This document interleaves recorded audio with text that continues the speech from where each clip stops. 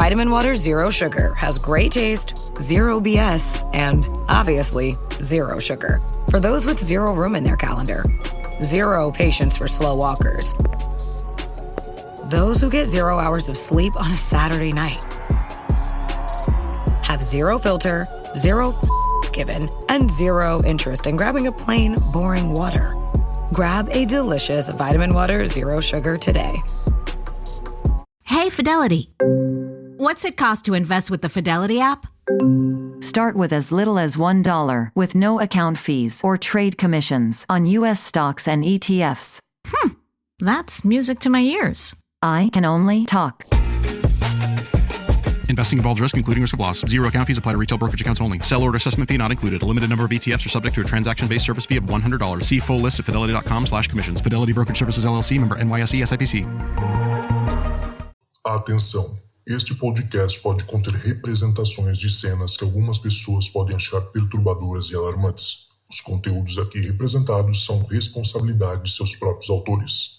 Para uma melhor experiência, os fones de ouvido são aconselháveis.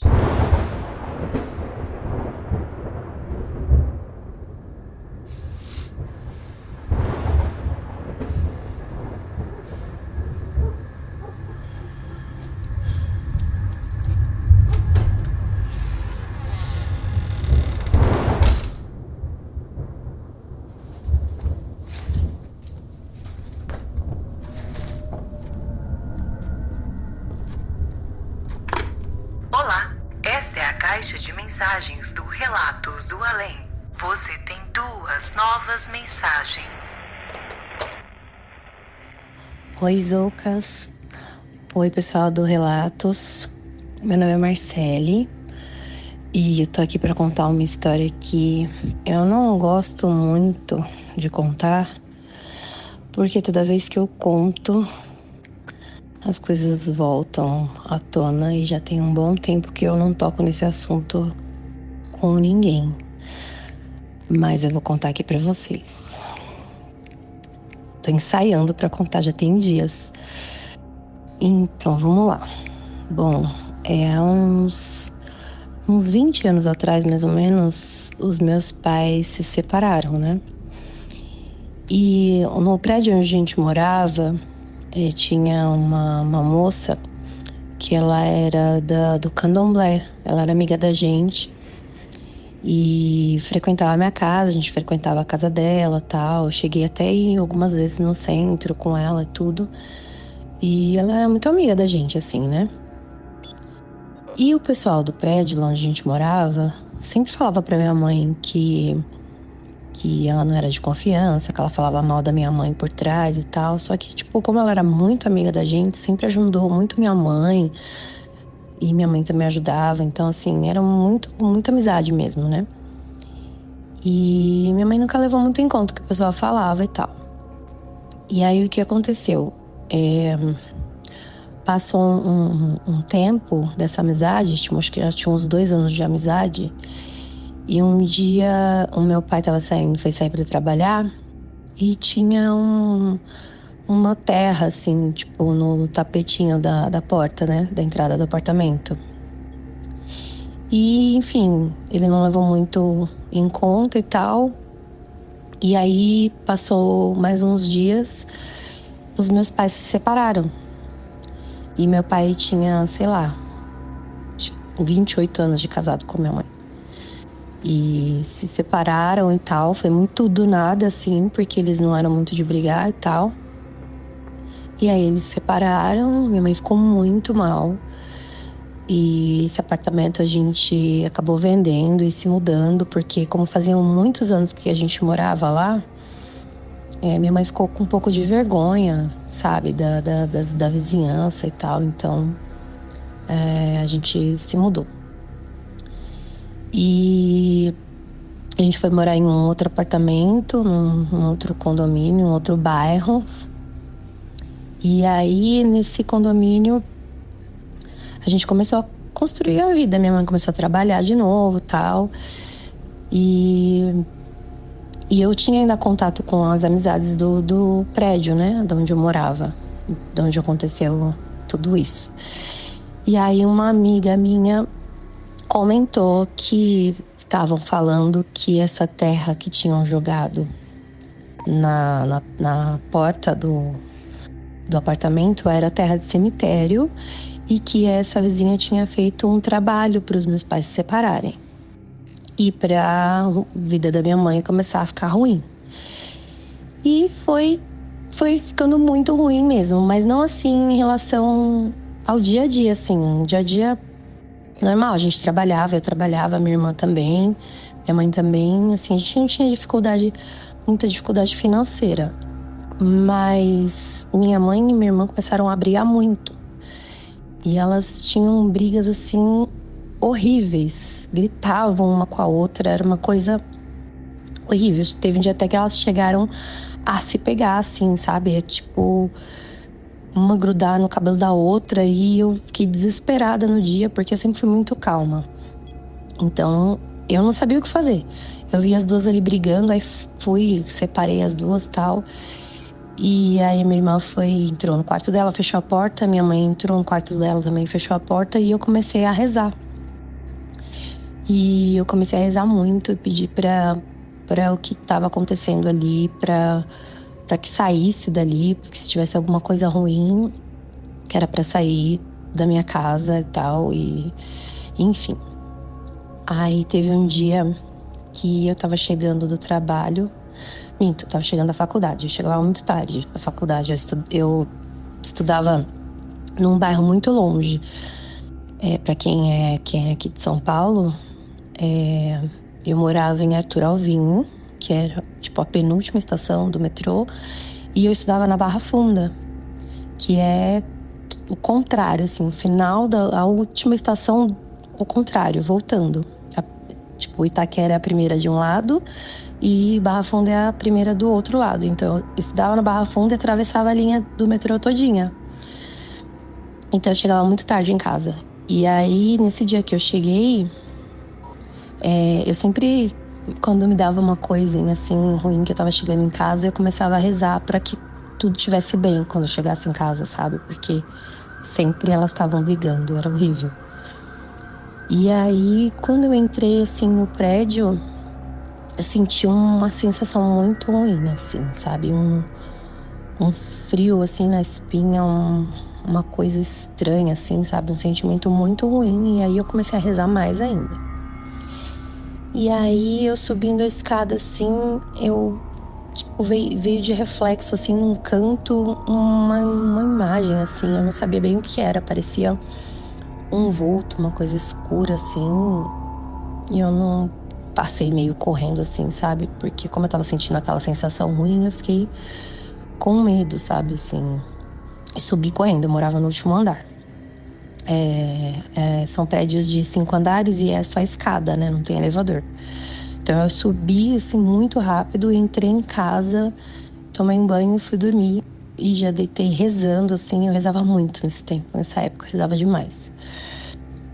E aí, assim, eu não comentei antes, mas desde pequena eu sempre tive muita mediunidade, sempre senti a presença de pessoas. Teve uma época até quando eu tinha uns 8 anos, assim, que a minha avó tinha falecido, eu senti a presença dela. Teve um namorado também que eu cheguei a ver, uma tia dele tinha falecido, enfim. Eu já tinha esse sentimento, assim, né? Já tinha já tinha tido episódios, assim, né? De espiritualidade. E aí, teve um dia também que eu tava em casa e as duas estavam brigando. E aí, quando eu cheguei, assim, na área de serviço, pra pegar uma blusa, sei lá, alguma coisa que tava no varal, eu senti de novo aquela presença, a mesma sensação que eu tive quando eu senti o vulto na escada aquele dia. E aí, quando eu apaguei a luz da área de serviço, eu vi eu não sei nem como explicar, mas parecia um demônio. Tinha um monte de chifre na cabeça, um monte, e o olho meio verde, assim, mas assim, não tinha parte branca. Era o olho inteiro verde. E meio escuro, meio marrom, assim. Foi uma fração de segundos, assim, porque na hora que eu apaguei a luz que eu vi, eu já puxei a porta, fechei a porta da área de serviço e já saí de lá. E aí, claro, as duas estavam brigando muito, minha mãe e minha irmã, e discutindo, e eu comecei a rezar, sentei no sofá e comecei a rezar enquanto elas estavam brigando. E assim, pararam, foi muito rápido, assim, tipo, pararam de brigar. E naquele momento eu comecei a sentir um peso muito grande nas costas. E aí eu continuei rezando no passar dos dias e tal. E comentei isso com o pai do namorado que eu tinha na época. E ele frequentava um centro espírita que chama Perseverança. E me chamou pra ir junto com ele. E aí eu comecei a frequentar. E um dia um dos médiuns lá me chamou pra conversar. E falou que tinha uma coisa andando junto comigo. E eu nem tinha comentado nada com ninguém, né? Eu só tinha falado pro pai do meu namorado. E ele falou que tinha alguma coisa andando junto comigo, que tinha alguma coisa em cima das minhas costas. E que se eu não começasse um tratamento, que aquilo ali poderia tomar conta da minha vida. E aí eu comecei a fazer esse tratamento lá no centro espírita e foram passando uns meses assim e foi melhorando até que eu não senti mais. E as brigas da minha mãe, da minha irmã passaram, assim, elas pararam de brigar e tal. E tudo foi começando a melhorar um pouco mais, assim, sabe? Assim, a relação delas, a nossa vida, assim, começou a melhorar e eu continuei frequentando. Até hoje, assim, eu tenho essa doutrina espírita, assim, como base da minha vida, sabe? Porque tudo aquilo me ajudou muito, aquele ambiente me ajudou muito, me trouxe muita paz. E é isso. É isso que eu tenho pra contar pra vocês. Eu espero que vocês gostem do relato. Eu tenho algumas outras histórias também que em alguma outra oportunidade eu volto aqui pra contar, tá bom? Obrigada, Lucas. Um beijo pra todo mundo. Você tem uma nova mensagem. Ô Zoucas, tudo certo? Aqui quem fala é o Silvio. Sou da cidade de São José dos Campos, São Paulo. A cidade da Noite Oficial dos OVNIs. Inclusive, quando aconteceu, eu era bem criança, morava já aqui na cidade e a cidade ficou enfervorecida naquela época, todo mundo com um certo medo, várias coisas, várias histórias, e eu moro aqui desde 1984. Bom, o meu relato dessa vez, eu não sei se ele chega a ser um relato sobrenatural, mas foi uma coisa que aconteceu na minha família, pessoalmente, sabe? Aconteceu com a minha mãe e com a minha irmã. Logo quando a gente mudou para São José, a gente mudou no comecinho de 84, em fevereiro de 84, e esse evento aconteceu em abril de 84. Bom, já completou 40 anos desse evento já. Eu era uma criança, eu tinha por volta de 8 anos de idade, né? Que eu sou de 1976, tinha por volta de 8 anos de idade, quase 9. E foi o seguinte, logo quando a gente mudou para cá, a gente veio de um município ali da Grande São Paulo chamado Carapicuíba, e a gente mudou para São José dos Campos, e minha mãe naquela época, as coisas eram mais difíceis, a gente veio pagando aluguel e tudo mais. Ela começou a trabalhar de doméstica numa casa, num bairro aqui da cidade para uma família. Ela ia todos os dias para essa casa e trabalhava lá o dia inteiro para ajudar meu pai nas contas do lar aqui, né? Eu era criança, minha irmã era bem criança, na época era só nós dois, só eu e minha irmã de filhos dele, né? Hoje meus pais têm 4 filhos, né? Na realidade, os meus pais já têm uma bisneta já, né? Então, assim, essa irmã minha que faz do evento já é avó. Então a gente morava aqui em São José nessa época. Aí o que aconteceu? Minha mãe, nesse dia específico do ocorrido, minha mãe, a dona Luísa, né, meu pai, seu Alfredo, e a minha irmã, a Silvia Cristina. A minha mãe foi bem criativa e colocou meu nome de Silvio e o nome da minha irmã, mais nova do que eu, de Silvia. Ela foi bem criativa. Mas enfim, ela levou a minha irmã para trabalhar nesse dia específico lá na casa. Porque eu não lembro direito, a minha irmã tinha por volta de 4 ou 5 aninhos. Eu não lembro direito o porquê que minha mãe levou ela para trabalhar, para passar o dia lá com ela no trabalho. Eu lembro que na casa que ela trabalhava também tinha 2 crianças pequenas, 2 meninas também. Então ela meio que cuidava das meninas, cuidaria da minha irmã nesse dia, que não pôde ficar com quem cuidava. Eu não lembro exatamente o que aconteceu. Sei que ela levou a minha irmã. Ela pegava um ônibus e aqui na nossa região tem uma rodovia que corta a cidade chamada Rodovia Presidente Dutra. Ela liga São Paulo a Rio de Janeiro, né? E ela, até hoje, ela é uma avenida grande na cidade. Todos os moradores aqui das cidades, da região do Vale do Paraíba, acabam usando a Dutra como um trecho de avenida, né? E nessa época era mais... Hoje em dia tem as marginais e tal, mas nessa época era só a rodovia mesmo, né? Então minha mãe saiu de casa logo cedo com a minha irmã, aí pegaram as duas, entraram num ônibus na Via Dutra, elas rodaram nesse ônibus por volta de, sei lá, 10 minutos, 15 minutos, porque vai na rodovia, vai rapidinho, e desceram num ponto.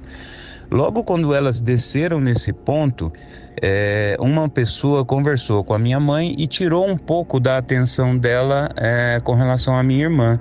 Perguntou para ela, essa é a sua bebê, essa é a sua filha, tal. Aí minha mãe estava com ela no colo, pôs ela no chão e deu atenção para essa pessoa que comentou com ela. Só que antes da minha mãe responder, a pessoa já gritou, sua filha entrou na rodovia, sua filha está atravessando a rodovia. Aí minha mãe olhou, a minha irmã pequenininha estava tentando atravessar a rodovia correndo. A minha mãe foi atrás, conseguiu segurar a minha irmã, só que na hora que ela estava tentando sair da rodovia, voltando para o ponto de ônibus, né? Passou uma carreta gigante e deu uma esbarrada na minha mãe. Pegou elas, não pegou de cheio, graças a Deus, tanto que até hoje elas estão aqui com a gente, né? Mas sabe quando pega meio de lado assim na pessoa? Aí com essa porrada que ela levou, né? Com esse impacto que ela levou, a minha mãe foi jogada para o acostamento da rodovia e a minha irmã pequenininha ficou caída na faixa da esquerda da pista. A minha mãe conta que foi desesperador, que ela vinha, que os carros vinham e desviava dela, os carros vinham e desviavam. Aí algumas pessoas que estavam no ônibus, que começaram a dar sinal e tudo mais, alguns carros também pararam porque presenciaram o acidente, chegava até próximo à minha irmã e voltava, nem agachava perto dela, sabe? E a minha mãe desesperada. Minha mãe teve um ferimento muito grave no braço esquerdo, que isso afeta ela até hoje e tudo mais. Aí o que aconteceu? Do outro lado da rodovia veio uma pessoa, um homem. Chegou perto da minha irmã, abaixou, pegou a minha irmã no colo e foi pro lado da minha mãe. Quando chegou lá do lado da minha mãe, outras pessoas já estavam socorrendo a minha mãe, colocando ela num carro para levar para o hospital. Naquela época, a gente tinha menos informação a respeito de acidentado, as ambulâncias demoravam a chegar, não tinha o que a gente tem hoje de bombeiro e SAMU, que é tão rápido assim, né? Aí o que aconteceu? Puseram a minha mãe no banco de trás, na época era até uma Brasília, puseram a minha mãe no banco de trás e esse homem entrou com a minha irmã no colo, no banco de trás também do lado da minha mãe. Aí a minha mãe conta que ela tentava olhar para minha irmã e o homem não deixava, o homem cobriu o rosto da minha irmã com a camisa. E inclusive a camisa desse homem ficou toda ensanguentada. Chegaram no hospital, chegou lá o casal que estava dirigindo a Brasília e desceu minha mãe e a minha irmã no hospital sendo socorrida. Minha irmã já foi até para um centro cirúrgico, porque para você ter uma ideia, um dos ganchos que amarra a corda da carreta pegou no braço da minha irmã e pegou na cabeça da minha irmã, aliás, no braço da minha mãe e pegou na cabeça da minha irmã. Como a minha mãe estava com ela no colo, então arrancou o cotovelo esquerdo da minha mãe e pegou rasgando a cabeça da minha irmã. Por isso que as pessoas chegavam perto e não pegavam a criança do chão, não pegavam a minha irmã do chão, que achavam até que ela estava morta, né? E nessa ida para o hospital, o homem ficava para ela, Dona Luísa, o homem nunca tinha visto a gente, nunca tinha, ele é o evento que aconteceu com a gente, que até hoje a gente brinca que foi um anjo que veio do céu, por isso que eu disse que esse caso não deve ser sobrenatural, ele é mais religioso, porque minha mãe sempre foi muito religiosa, católica, muito religiosa, muito devota de Aparecida, né, de Nossa Senhora Aparecida. Então ela gritava para Nossa Senhora interceder por ela e salvar a filha dela. Então esse homem falava para ela: Dona Luísa, pode ficar tranquila, sua filha está ótima, ela está bem, ela só sofreu um impacto forte, mas ela está bem, a senhora pode ficar tranquila, está tudo certo. Chegaram no hospital. Quando chegaram lá no hospital, minha irmã foi prontamente socorrida. Ela era a ferida mais grave, ela era uma criança de 4 anos, né? Aí o que aconteceu? A minha mãe, infelizmente, perdeu o osso, literalmente, do cotovelo. Ela ficou deficiente desde aquela época. Mas a minha irmã, por incrível que pareça, o gancho da carreta só pegou superficialmente, o gancho ali de amarrar corda, só pegou praticamente no couro cabeludo dela. Para você ter uma ideia, minha irmã não teve nenhum tipo de traumatismo. Não teve nada na cabeça. E pegou logo acima da sobrancelha, para você ter uma ideia, a sobrancelha esquerda, e cortou até quase chegar na nuca. Então, assim, a coisa foi tão milagrosa, que a gente considera até hoje, que cortou só na pele, só no couro cabeludo. E minha irmã era pequenininha e tinha um cabelo gigante, bem ondulado, né? Aí tiveram que rapar o cabelo dela, só costurar a pele, para você ter uma ideia. Um cirurgião plástico fez ali o que tinha que ser feito. Então a minha irmã hoje, quem sabe da história, vê a cicatriz na cabeça dela. Mas quem conhece ela a primeira vez, só vai ver a cicatriz se ela mostrar, para você ter uma ideia de tão perfeita que ficou o atendimento da minha irmã. E o mais incrível de tudo, porque por que a gente fala que esse homem era um anjo? Ele chegou lá com a minha irmã nos braços, com a roupa toda suja de sangue, entregou na mão das enfermeiras, das pessoas que receberam eles no hospital, e veio voltando, passou pela minha mãe, que já estava numa maca, e falou para ela de novo assim: Dona Luísa, pode ficar tranquila, a sua filha, a Silvia, está ótima, ela vai sair dessa e vai ser uma criança perfeita, não se preocupa, cuida da senhora, porque ela lá já está bem. E saiu do hospital e ninguém mais viu essa pessoa, para você ter uma ideia. O casal que levou eles de carro tiveram que ficar no hospital esperando a polícia rodoviária chegar para dar o depoimento. Um motoqueiro aleatório lá que viu o acidente, que chegou no hospital para pedir informação, a polícia já estava lá, a rodoviária federal, e segurou ele para prestar depoimento do que aconteceu. Então, assim, esse homem que pegou a criança do chão, que ficou com a roupa toda ensanguentada, ele simplesmente sumiu. A gente não sabe quem é, a gente já tentou achar ele de alguma maneira, mas a gente tem no nosso coração, na nossa família, que foi um anjo enviado pela Nossa Senhora Aparecida, pela Virgem Maria, que minha mãe é muito devota, que veio e não só tirou a minha irmã do chão, não só socorreu a criança que estava caída lá na faixa da esquerda da rodovia. Ele, naquele momento de carregar, de levar para o hospital, também curou a criança, devido à fé da minha mãe.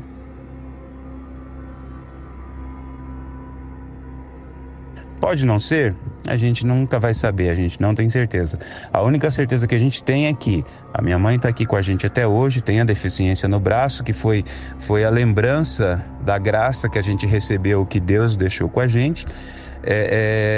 E a minha irmã está aqui até hoje, como eu te falei, ela já é avó, ela é super bem, tem lá as coisas dela, as manias dela, mas ela é super bem, uma pessoa extremamente normal. Essa minha irmã já teve 4 filhos, então assim, a nossa vida foi realmente abençoada naquele dia. Bom, é isso aí, Zocas. Como eu falei, não é uma coisa sobrenatural, mas é uma coisa relacionada à fé, que também, no fim das contas, acaba tendo esse evento inexplicável. Tudo de bom para você aí, sucesso aí no podcast. Sou um ouvinte assíduo desde o Hangar 18, quando vocês tiveram que parar o Hangar 18, foi muito triste para mim quando eu escutei aquele último podcast de vocês dizendo que não ia fazer mais e tudo mais. E não foi logo depois do caso Varginha, mas assim, foi praticamente na próxima temporada. Então, até nisso vocês preveram lá certinho e vocês prometeram do Operação Prata e acabaram não fazendo, mas tudo bem, a vida é assim. Tudo de bom pra você aí, sucesso e até a próxima. Hey, it's Ryan Reynolds here from Mint Mobile. Now, I was looking for fun ways to tell you that Mint's offer of unlimited premium wireless for $15 a month is back. So I thought it would be fun if we made $15 bills. But it turns out that's very illegal. So there goes my big idea for the commercial. Give it a try at mintmobile.com/switch. Upfront payment of $45 for 3-month plan, equivalent to $15 per month required. New customer offer for first 3 months only. Speed slow after 35 gigabytes if network's busy. Taxes and fees extra. See mintmobile.com. Does it ever feel like you're a marketing professional just speaking into the void? But with LinkedIn ads, you can know you're reaching the right decision makers, a network of 130 million of them, in fact. You can even target buyers by job title, industry, company, seniority, skills, and did I say job title? See how you can avoid the void and reach the right buyers with LinkedIn ads. Spend $250 on your first campaign and get a free $250 credit for the next one. Get started at linkedin.com/campaign. Terms and conditions apply.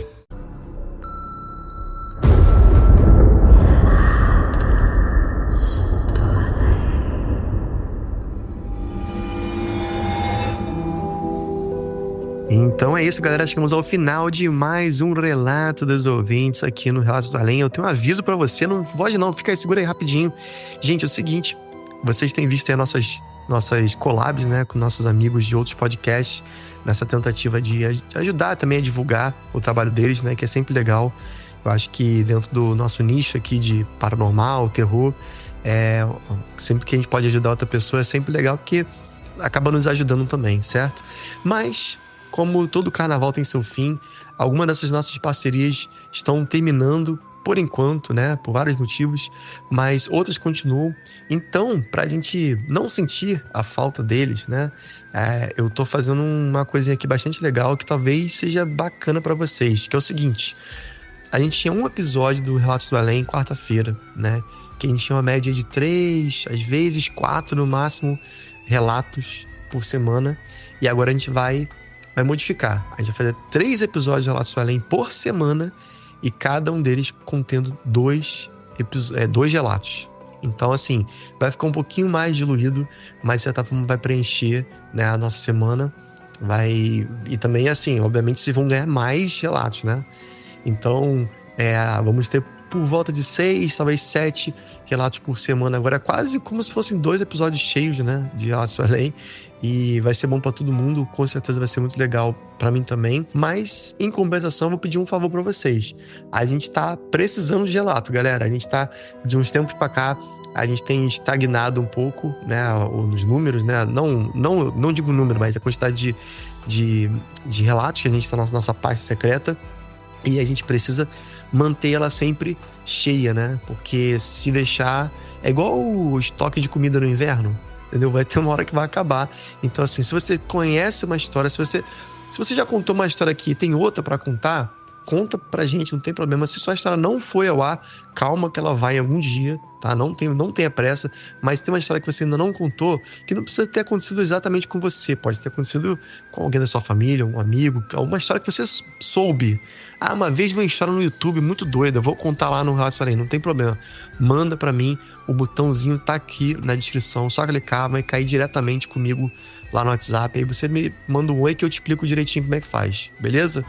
E também, se você puder, ajuda a gente divulgando o podcast pra gente conseguir mais gente. Quanto mais gente conhecer o podcast, mais histórias boas a gente vai ter. Isso é um fato. Então, eu sozinho, cara, uma andorinha não faz verão, né? Então, me ajuda a divulgar o podcast, manda pros seus amigos, manda pra quem você acha que curta essas histórias e talvez eles mandem pra outros amigos dele, né? Então a gente vai criando essa comunidade aí de histórias sobrenaturais e sinistras, beleza?